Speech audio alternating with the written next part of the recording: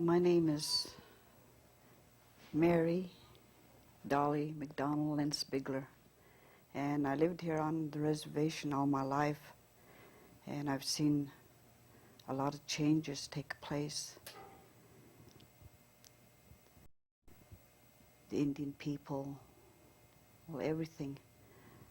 But what I'd like to see in the future for our reservation, and I hope in the years to come, maybe 100 years, 200, 300 years from now, that our reservation will still exist, and then our Indian people will still exist. There's so many things that is happening with our Indian people, with the hunting, fishing,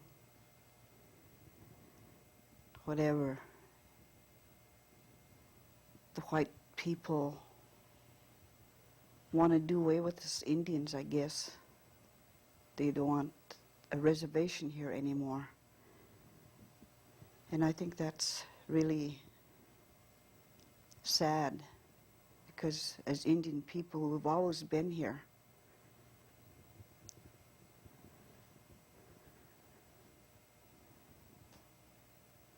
And I'd like to see our reservation continue. I'd like to see our Indian people to continue to live here.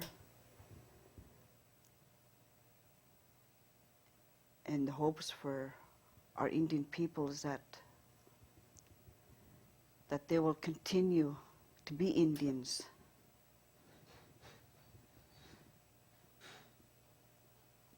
And to do all the Indian things that were taught them. And to not forget it, because we are Indian people. We were put here on earth as Indian people.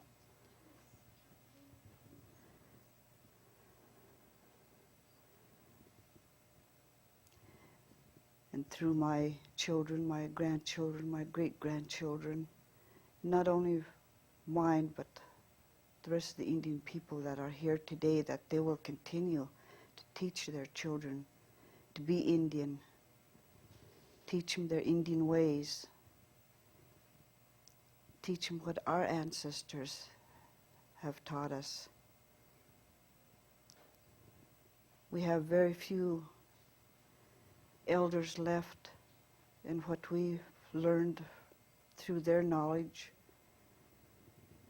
through their way of life, we'd like to pass it on to the younger generation so that our Indian people will continue to be here as Indian people, so that our reservation will still be here.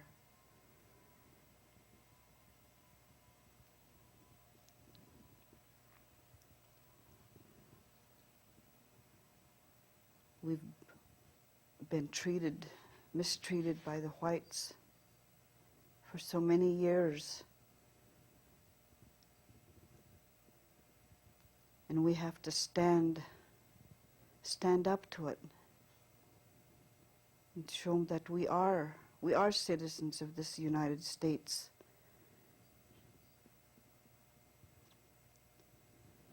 We were put here as Indian people long before the white man came.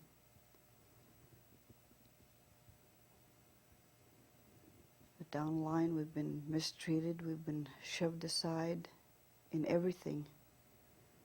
And we don't want that. We want to continue to be Indian. And I'd like to see in the years to come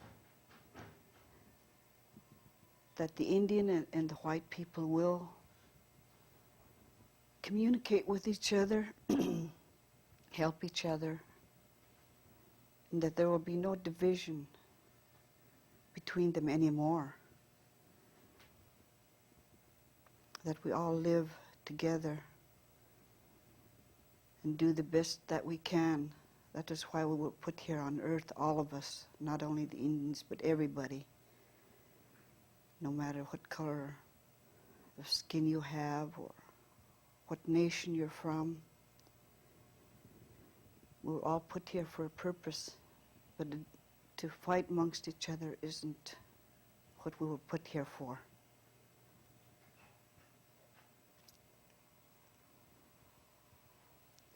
Because it's sad to see what's going on now. And it shouldn't be that way. I don't have any hate for the white people, because they're human beings and we're human beings. And we have to live together, and we have to do the best that we can so that we will have good communication. And I'd like to see the white people understand our Indian ways, our culture, our tradition.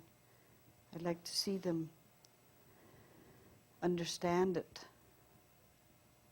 And maybe they'd have a better understanding towards us. From the time of creation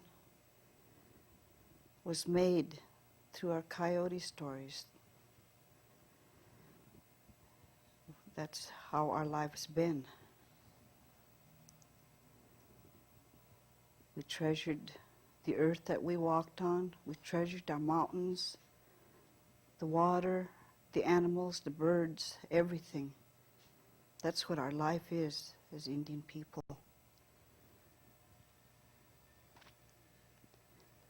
Our food,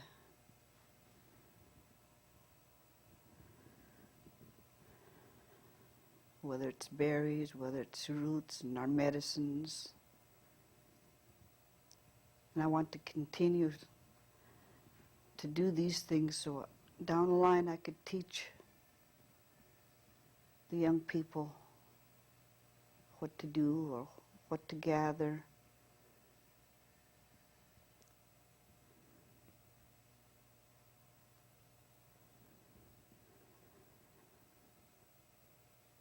And it is important.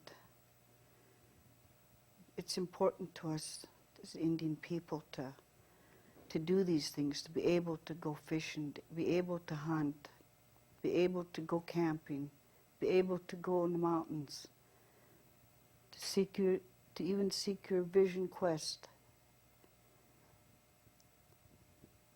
if you're chosen to do that.